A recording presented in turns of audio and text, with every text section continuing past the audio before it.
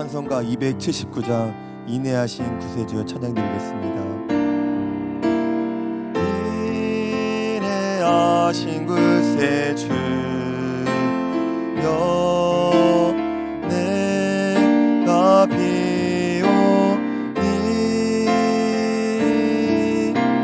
죄인 오라실 때에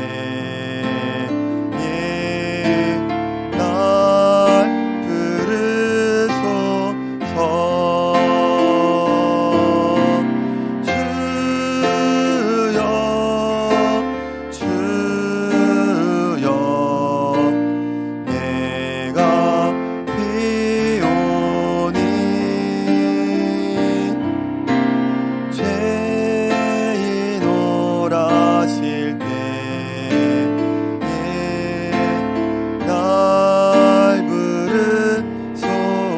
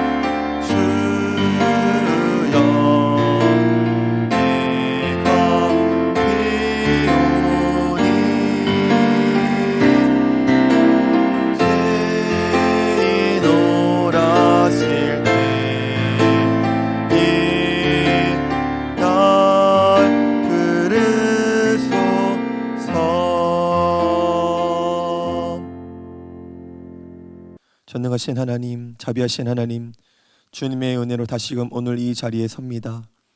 들려오는 소식과 소문들은 우리 마음을 누르고 위축되게 하지만 다시금 주님의 풍성하신 사랑과 자비와 긍휼을 힘입어서 우리가 두 다리로 든든하게 서나가기를 이 새벽에 구합니다.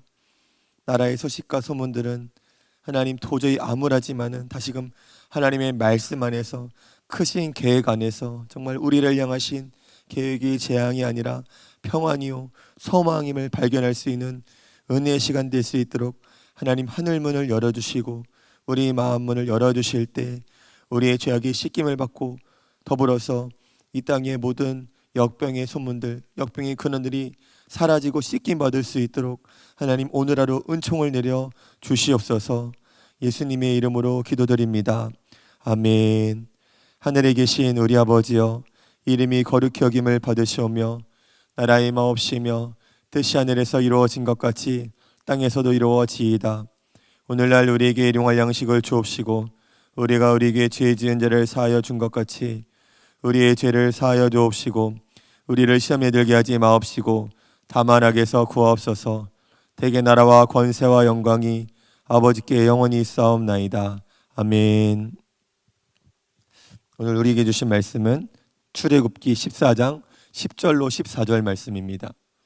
출애굽기 14장 10절로 14절 말씀, 구약성경 103쪽에 있습니다. 제가 받들어 읽겠습니다. 바로가 가까이 올 때에 이스라엘 자손이 눈을 들어 본즉 애굽 사람들이 자기들 뒤에 이른지라. 이스라엘 자손이 심히 두려워하여 여호와께 부르짖고 그들이 또 모세에게 이르되 애굽에 매장지가 없어서 당신이 우리를 이끌어내어 이 광야에서 죽게 하느냐? 어찌하여 당신이 우리를 애굽에서 이끌어내어 우리에게 이같이 하느냐? 우리가 애굽에서 당신에게 이른 말이 이것이 아니냐? 이르기를 우리를 내버려 두라. 우리가 애굽 사람을 섬길 것이라 하지 아니하더냐? 애굽 사람을 섬기는 것이 광야에서 죽는 것보다 낫겠노라. 모세가 백성에게 이르되 너희는 두려워하지 말고 가만히 있어서 여호와께서 오늘 너희를 위하여 행하시는 구원을 보라. 너희가 오늘 본 애굽을 영원히 다시 보지 아니하리라. 여호와께서 너희를 위하여 싸우시리니 너희는 가만히 있을지니라. 아멘. 오늘은 두려워하는 성도들에게라는 제목으로 하나님의 은혜의 말씀 전하도록 하겠습니다. 저희가 주일날에 지금 대면화에서 교회 예배나 아니면은 양육과정을 진행할 수 없기 때문에 새가족 교육을 온라인으로 줌이라는 화상 채팅 프로그램을 통하여서 온라인 새가족 교육을 진행하고 있습니다. 첫 번째로 이제 저희 새가족 교육 교재 1과가 구원이란 주제입니다. 그 중간에 행복하십니까? 라는 질문이 있습니다. 그래서 온라인으로 그 15분의 새가족 교육에 참여하시는 성도님들께 성도님들 행복하신가요? 지난날 40-50년에 이르는 인생 동안에 행복하신 순간이 얼마나 되십니까? 연수로 따지면 얼마나 되십니까? 라고 여쭤봤습니다. 어느 중년의 남성 성도님께서 행복했던 때 그렇게 많지 않습니다 라고 말씀하셨습니다. 제가 어느 자녀를 키우는 어머니 성도님께 이렇게 여쭤봤습니다. 성도님, 자녀들을 키우면서 얼마나 행복하셨습니까? 행복했던 때가 얼마나 떠오르십니까? 여쭤봤더니 그 성도님이 행복했던 순간요, 이렇게 웃으시면서 몇 번 되지 않아요라고 대답하셨습니다. 저는 아직 인생을 살아보지 않았지만은 그 대답에 충격 아닌 충격을 받았습니다. 40-50년 동안 살아온 지난날을 돌아보건대 행복했던 순간이 몇 년도 아니고요, 몇 개월도 아니고 몇 번 되지 않았다. 자녀들을 키우면서 자녀들을 키웠을 때 행복했던 때가 언제냐? 몇 번 되지 않았다. 그 대답에 제가 적지 않이 충격을 받았습니다. 그런 대답을 하신 성도님들이 정말 불행한 가정이냐, 정말 힘겨운 그런 삶을 사셨느냐라는 삶을 살았는지는 잘 모르겠습니다. 하지만 분명한 건 그분들만 꼭 그런 것 같다는 생각이 들지는 않았습니다. 모든 인생이 이와 비슷하지 않을까? 우리가 떠올려 보면은 우리의 삶 가운데 두려운 날이 많을까요? 평안한 때가 많을까요? 오늘 제가 두려움과 관련된 설교를 하려고 합니다. 성도님들의 삶 가운데서는 과연 두려운 때가 많으십니까? 아니면은 인생이 참 형통할 때가 많으십니까? 두려움이란 것이 참 무섭습니다. 어느 정도로 무섭냐면은 세계 2차 대전 당시에 전쟁으로 죽었던 미국 군인의 숫자가 약 23만 명이었답니다. 그런데 제2차 세계대전에 군인과 관련된 그 전쟁과 관련된 이 두려움 때문에 죽었던 그런 사람은 23만 명이 아니라 그 주변에 두려움, 우울증, 자살 혹은 심장병 이로 인해서 죽은 사람들은 23명보다 훨씬 더 100만 명에 가깝다라고 합니다. 질병보다 더 무서운 것이 어찌 보면 두려움일 수 있다라는 것입니다. 그래서 1933년도에 미국 대통령이었던 프랭클린 루즈벨트는 이런 말을 하였습니다. 우리가 단 한 가지 두려워해야 될 것이 있는데 그것은 바로 두려움 자체다라는 말을 하였습니다. 삶은 두려움의 연속이죠. 지금 우리가 전염병이 다시금 확산되고 있습니다. 전염병 때문에 두렵지 않습니까? 근데 전염병이 잠잠해지면은 우리 마음이 평안해질까요? 아닐 것입니다. 다시금 전염병이 확산될까 봐 두려워할 것입니다. 건강한 사람은 질병에 걸릴까 봐 두려워하고, 질병으로 고통당하는 분들은 더 상태가 안 좋아지지 않을까, 이로 인해서 두려워합니다. 가난한 사람도 두려워합니다. 부자도 두려워합니다. 결혼하지 않은 청년들도 두려워하고요, 결혼한 사람들은 더 두려워합니다. 성도님들도 두려워하고 목회자들도 두려워합니다. 시험을 앞두고 시험 공부를 열심히 한 전교 1등은 두려워하지 않을까요? 아닙니다. 전교 1등도 두려워합니다. 공부를 하지 않은 학생들뿐만 아니라 공부를 열심히 준비하고 대비한 학생들도 두려워합니다.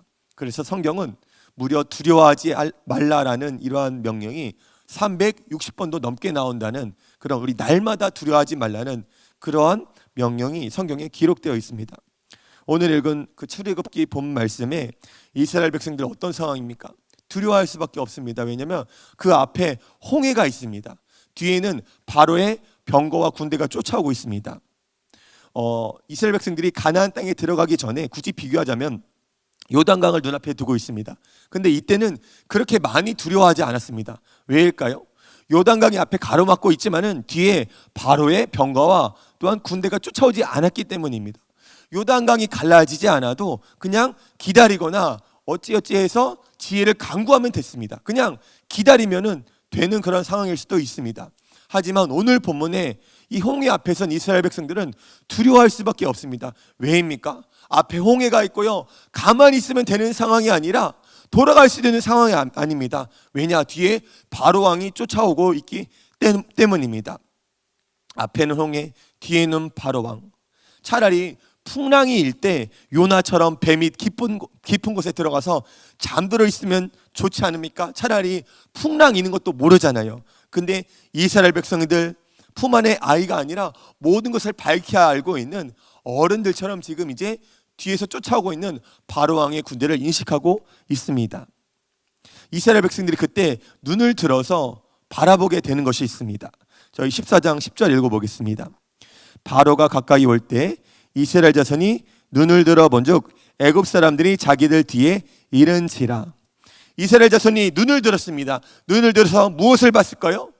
뒤에 쫓아오고 있는 애굽 사람들을 보았다라고 말하고 있습니다. 우리 눈은 육신의 눈도 두 개가 있지만은 영적으로 보면요, 육신의 눈이 있고요, 영적인 눈이 있습니다. 14장 10절에 이스라엘 자손들이 들었던 눈은 믿음의 눈, 영적인 눈이 아니라 바로 육신의 눈이었습니다. 이스라엘 자손들이 자신들의 육신의 눈을 두니까 보이는 것이 무엇입니까? 자기들 뒤에 있는 애굽 사람들이었던 것입니다. 우리가 스스로 눈을 들잖아요. 그러면 우리에게 보이는 것은 두려운 것뿐입니다.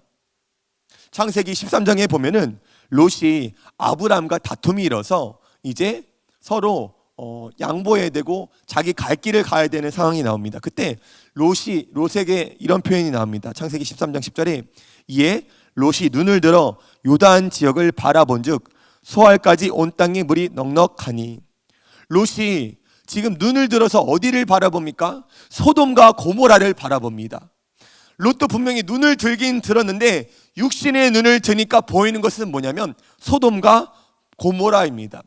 롯에게 있어서 눈을 든 그 주체, 주어는 바로 롯이었습니다. 주어가 롯이었고 주어가 나였습니다.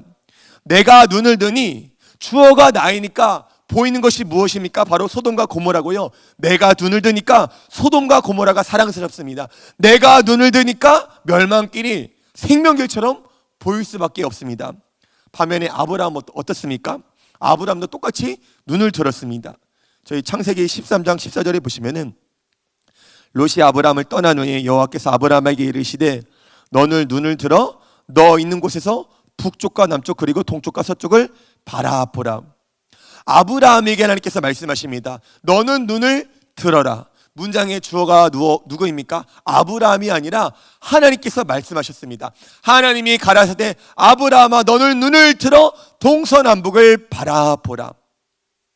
그랬더니 하나님께서는 약속의 땅, 언약의 땅을 아브라함에게 주어집니다. 오늘 우리는 어떻게든 우리의 눈을 들게 되어 있습니다. 근데 그 눈이 애굽을 향할 것이냐, 가나안을 향할 것이냐, 세상을 향할 것이냐, 하나님을 향할 것이냐, 그것은 우리가 육신의 눈을 드느냐, 믿음의 눈을 드느냐, 내가 스스로 내 육신과 자아와 옛사람이 눈을 드느냐, 아니면은 하나님께서 우리의 믿음의 눈을 들게 하시느냐에 따라서 결정되는 것입니다. 우리가 육신의 눈을 들어서 두려워할 수밖에 없는 이러한 상황에 빠지게 됐을 때 우리에게 나타나는 두 가지 현상이 있습니다. 첫 번째로는 바로 남 탓을 하게 된다는 것입니다. 저희 14장 11절 읽어보겠습니다. 그들이 또 모세에게 이르되 애굽에 매장제가 없어서 당신이 우리를 이끌어내어 이 광야에서 죽게 하느냐, 어찌하여 당신이 우리를 애굽에서 이끌어내어 우리에게 이같이 하느냐. 이스라엘 백성들이 지금 육신의 눈을 들었습니다. 두려워하고 있습니다. 어떻게 할 수 있을까요? 바로 이들의 고백 중에 오늘 14장 11절에 두 번이나 반복되는 단어가 있습니다. 그것은 바로 당신이라는 단어입니다. 이스라엘 백성들이 모세를 향해서 뭐라고 말하고 있습니까? 당신이라고 말하고 있습니다. 여러분, 이스라엘 백성들을 여기까지 광야까지 인도한 것은 물론 모세입니다. 하나님입니다. 근데 이스라엘 백성들이 자원한 건 아닙니까? 그 하나님의 인도하심에 순응한 건 아닙니까? 근데 유달리 어려운 상황이 되니까 뭐라고 말하냐? 당신이 우리를 여기까지 이끌었고 당신이 우리를 여기 강제로 몰아세우지 않느냐, 이러한 고백을 합니다. 잘 되면 내 덕이고요, 안 되면 조상 탓인 것입니다. 그래서 우리 부부끼리나 혹은 교회 안에서 싸울 때 보면 항상 우리 입술에 나오는 말이 있습니다. 나오는 단어가 있습니다. 뭐입니까? 당신 때문에, 너 때문에, 항상 이 단어가 반복됩니다. 내가 잘못했어요, 나의 허물 때문이에요, 내가 부족했어요, 이런 단어보다는 당신 때문에 이래요, 당신 때문에 이런 결과가 발생했잖아요 하면서 남 탓을 하게 될 수밖에 없습니다. 두 번째로 육신의 눈을 뜨게 될 때 우리에게 나타나는 현상 두 번째는 바로 과거로 돌아간다라는 것입니다. 12절 읽어보겠습니다. 우리가 애굽에서 당신에게 이른 말이 이것이 아니냐, 이르기를 우리를 내버려두라, 우리가 애굽 사람을 섬길 것이라 하지 아니하더냐, 애굽 사람을 섬기는 것이 광야에서 죽는 것보다 낫게 했노라. 이스라엘 백성들이 지금 좋았던 때를 추억하는, 하나님의 은혜를 추억하는 것이 아니라 차라리 애굽에서 편하게 고기 먹고 가마 곁에 있었던 그때를 추억합니다. 과거를 다시금 회귀하려고 합니다. 개가 그 토하였던 것으로 돌아가는 것처럼요, 옛사람으로 회귀하고 돌아가려고 하고 있습니다. 여러분, 지옥의 유행어를 아십니까? 지옥의 유행어. 지옥의 유행어는 바로 껄껄껄이라고 합니다. 껄껄껄. 아, 그때 잘해줄 걸, 그때 돌이킬 걸, 그때 회개할 걸. 이스라엘 백성들 지금 여기서 뭐라고 말하고 있습니까? 차라리 애굽 사람을 섬길 걸. 바로를 치는 10가지 재앙을 보고 그러한 능력과 기적을 맛보고도요, 지금 상황이 어려워지고 두려워하니까 껄껄껄 하고 있습니다. 두려움이 들자 과거로 돌아가려고 하고요, 옛사람이 튀어나옵니다. 못 박힌 줄 알았는데 죽은 줄 알았던 그런 습관과 혈기와 고집과 옛사람이 튀어나옵니다. 바로 이러한 현상이 이스라엘 백성들에게 나타났습니다. 그때 하나님께서 이스라엘 백성들에게 어떠한 처방과 어떠한 해결을 주시냐면은 바로 똑같이 두 가지 처방, 두 가지 해결책을 주십니다. 먼저 첫 번째로는 하나님께서 이스라엘 백성들에게 입술을 닫게 하시는 그러한 은혜를 주십니다. 저희 출애굽기 14장 13절 말씀 읽어보겠습니다. 모세가 백성에게 이르되 너희는 두려워하지 말고 가만히 서서. 하나님께서 이스라엘 백성들에게 뭐라고 말씀하시냐면 너희는 가만히 서서라고 말씀하십니다. 14절에도 보시면은 여호와께서 너희를 위하여 싸우시리니 너희는 가만히 있을지니라. 저는 이 말씀을 먼저 어디에 적용하기를 원하냐면은 우리 입술에 적용하자라는 그러한 권면을 드리고 싶습니다. 자녀들끼리 싸울 때 부모님들이 뭐라고 자녀들에게 권면합니까? 너희들 조용히 해, 가만히 있어 라고 말하지 않습니까? 11절과 12절에 보면은 두려워하는 백성들이 하는 것이 있습니다. 어떠한 행동과 액션을 취하는 것보다 이들의 입술로, 이들의 혀로 쉴 새 없이 원망하고 불평하고요, 투덜거립니다. 쉴 새 없이 기도하고 항상 기뻐하고 범사에 감사하기보다는 입만 열면요, 살리는 말이 아니라 죽이는 말을 합니다. 물론 틀린 말 아니에요. 이스라엘 백성들이 지금 하고 있는 말은 옳은 말입니다. 사실적인 말입니다. 객관적인 말입니다. 근데 여러분 아십니까? 사실은요, 사람을 살릴 수 없습니다. 옳은 말은 사람을 변화시킬 수 없습니다. 이스라엘 백성들 지금 틀린 말 한 거 아닙니다. 어둠의 말입니다. 그런데 그래서 두려울 때 우리가 가장 먼저 해야 될 일이 무엇인가? 바로 우리의 입술을 닫아야 한다는 것입니다. 무엇을 행하고 무엇을 조치하기보다 먼저 우리의 입술을 꾹 닫아야 됩니다. 히스기야 때 아수르 왕이 쳐들어오고요. 그때 랍사게라는 장군이 이스라엘 백성들을 모욕하고 조롱합니다. 하나님을 능멸을 합니다. 그때 히스기야 왕이 백성에게 어떤 명령을 내려주냐? 이렇게 말합니다.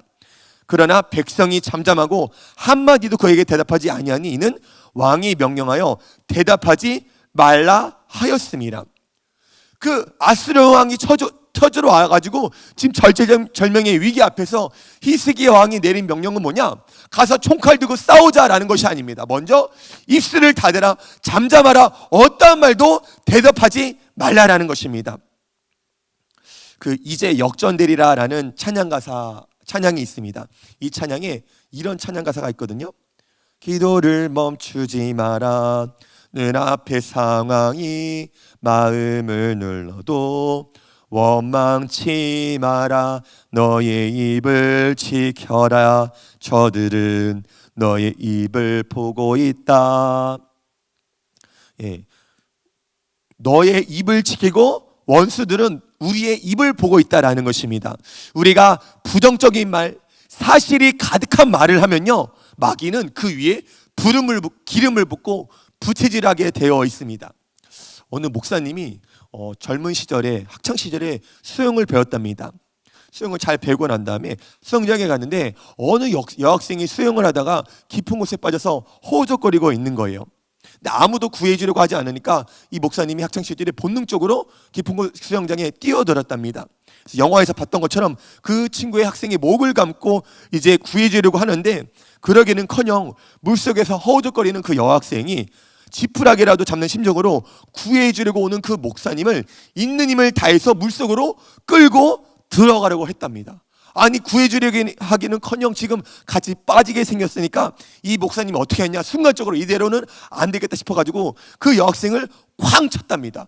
쾅 쳐가지고 허우적거리는 그 여학생이 힘이 다 빠질 때까지 일단 기다린 다음에 목사님도 물 바깥으로 나와서 숨을 고른 다음에 다시금 수영장 안으로 들어가서 이번에는 그 여학생이 힘이 빠지기를 다 기다릴 그때 잠수해가지고 그 여학생의 발목을 잡은 다음에 있는 힘껏 수영장 바깥으로 끌고 들어와서 구해주셨다라고 하였습니다. 여러분, 우리가 두려워하는 순간에 제일 먼저 해야 될 일이 무엇일까요? 물속에서 허우적거리는 우리를 살려주세요, 살려주세요 허우적거리고 발버둥 치고, 근데 아십니까? 허우적거리고 발버둥 치는 우리를 살려주는 그 사람도요, 우리와 같이 침몰할 수밖에 없습니다. 손 붙잡고 우리는 같이 침몰할 수밖에 없습니다. 그래서 하나님께서 우리에게 베푸시는 처방이 무엇이냐? 우리를 쾅 치셔가지고 먼저 우리의 입술을 닫게 하시는 은혜를 주시는 것입니다. 오늘 먼저 우리가 해야 될 것은 침묵을 지켜야 한다라는 것입니다. 오늘 우리의 삶 가운데 먼저 입술을 닫고 어떠한 소식과 어떠한 흉흉한 소문 앞에서도 우리의 입술의 파수꾼을 지키는 그 은혜가 임하시기를 예수님의 이름으로 축원합니다. 두 번째로는 하나님의 구원을 바라봐야 한다는 것입니다. 13절 말씀 읽어보겠습니다. 모세가 백성에게 이르되 너희는 두려워하지 말고 가만히 서서 여호와께서 오늘 너희를 위하여 행하시는 구원을 보라. 너무나 뻔한 말씀이죠. 하나님의 구원을 바라보라. 근데 저는 이 말씀이 참 어렵더라고요. 여러분, 하나님의 구원을 보라 라고 하실 때는 뭐가 보여야 할 거 아닙니까? 하나님의 말씀을 들으라, 하나님의 음성을 들으라 할 때는 뭔가 들어야 될 거 아닙니까? 뭔가 느껴져야 되잖아요. 근데 여기 지금 아무것도 보이지 않아요. 요즘 일어나고 있는 일 어떻습니까? 답답하고 어둡고 부정적인 소식뿐이지 않습니까? 내부적으로는 막 분열이 일어나고요, 외부적으로는 막 교회에 목을 조르려 하고요. 도대체 하나님의 구원의 손길이 보이시나요? 보이지 않나요? 죄송하지만 저는 아무것도 보이지 않아요. 이 말씀을 준비하면서 공중에 그냥 이렇게 하소연했습니다. 하나님, 뭐가 보여야 바라보죠. 하나님, 뭐가 잡혀야 붙잡죠. 차라리 아무것도 안 보이는 그 제로의 상태라면, 영의 상태라면 차라리 믿을만 할 것 같아요. 근데 하나님, 아무것도 안 보이고 오히려 적대적인 소식, 우리에게 불리한 소식뿐이잖아요. 근데 뭘 바라봐야 돼요? 뭘 붙잡아야 돼요? 라는 그런 하소연과 푸념이 제 안에서 이렇게 들더라고요. 근데 또 한편에서는 어떤 감동이 물밀듯 밀려오냐면은, 그러니까 믿음으로 살라고 말씀하시는 거야. 의인은 믿음으로 말미암아 살리라. 보이기 때문에 믿음으로 사는 것이 아니라 들리기 때문에, 느껴지기 때문에, 붙잡을 만한 것이 있기 때문에 믿음으로 살라라는 말씀이 아니라, 아무것도 보이지 않을 때, 오히려 적대적이고 우리를 향해서 불리한 소식들이 가득한 그때 의인은 믿음으로 말미암아 살리라. 성도님들 아십니까? 믿음은요, 고통의 터널을 뚫고 빛을 발하게 되어 있습니다. 믿음은 흙속을 뚫고 나오는 씨앗과 같습니다. 어둠이 빛을 이기지 못합니다. 마찬가지로 세상이 감당할 수 없는 사람은 능력의 사람이 아니라 여러분 믿음의 사람인 것입니다. 오늘 하나님께서 이 새벽에 우리의 영적인 눈을 뜨게 하시기를 예수님의 이름으로 축원합니다. 믿음의 눈이 열려지기를 예수님의 이름으로 간절히 축원합니다. 그래서 보이는 거 없을 때, 붙잡히는 거 없을 때 하나님의 구원을 바라보게 되시기를 예수님의 이름으로 간절히 축원합니다. 예레미야 29장 말씀에 너희를 향한 나의 생각을 내가 하나니 재앙이 아니라 평안이요 너희 장래에 소망을 주려 하는 것이나. 우리가 하나님 앞에 예배하고 기도할 때 먼저 하나님 이 나라를 지켜주세요. 하나님 우리 교회를 지켜주세요. 그러기 전에 먼저 하나님 나의 마음이 지킴받을 수 있기를 원합니다.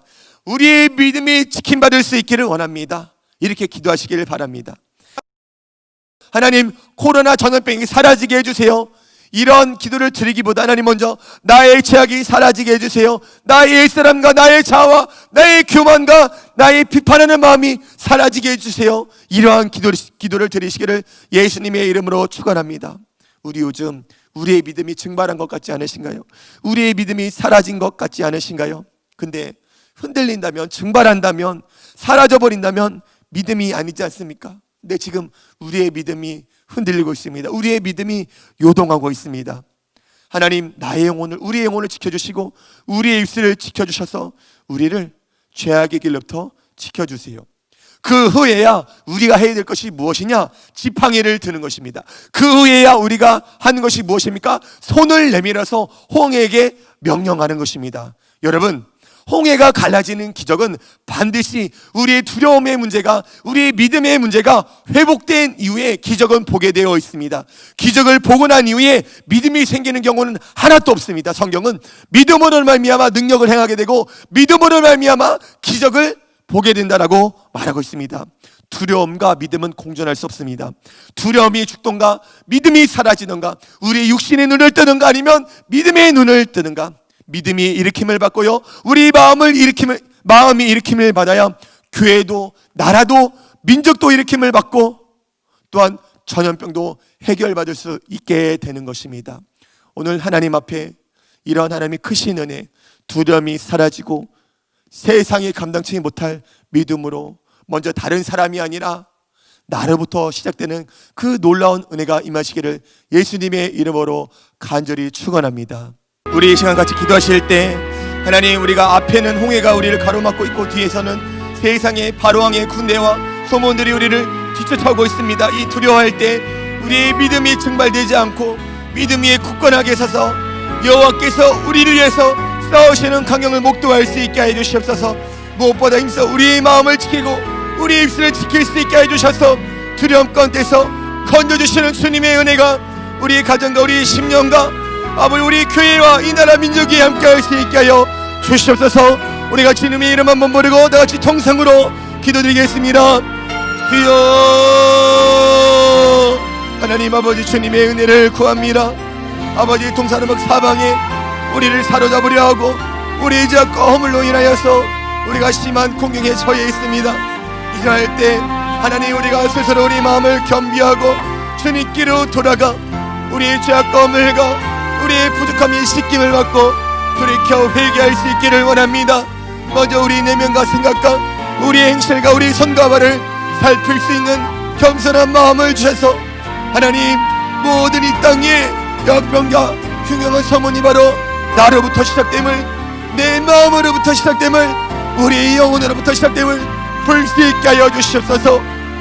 교회를 향해서 적대적이고 어둡고 부정적인 소식들이 우리를 향해서 못 박으려 하고 창을 들고 우리 아버지를 삼키려고 그 입술을 크게 벌리고 있습니다.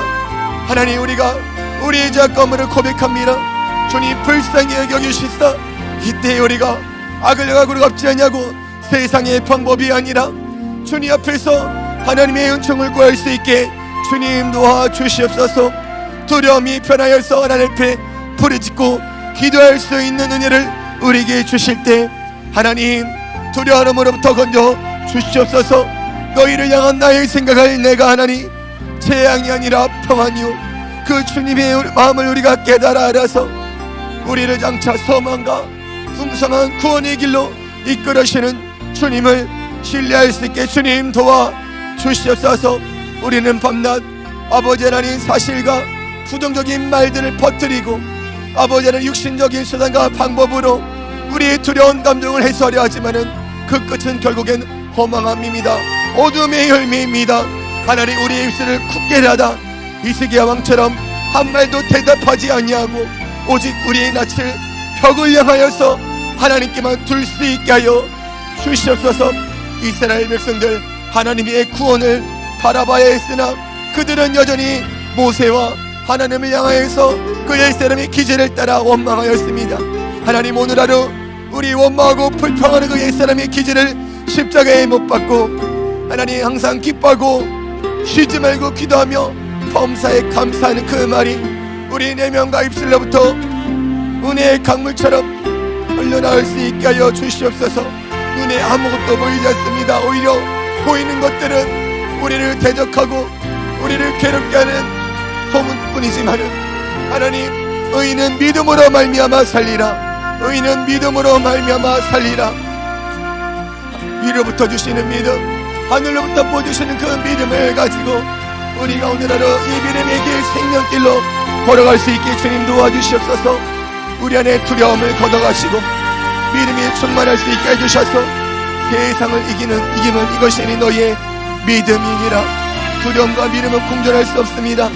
하나님, 내 안에 두려움에 가득 찬 육신의 사람, 옛사람을 십자가에 못 박고 하나님의 영에 사로잡힌 그 거룩한 영의 사람만이 우리 안에 가득할 수 있게 해 주시옵소서.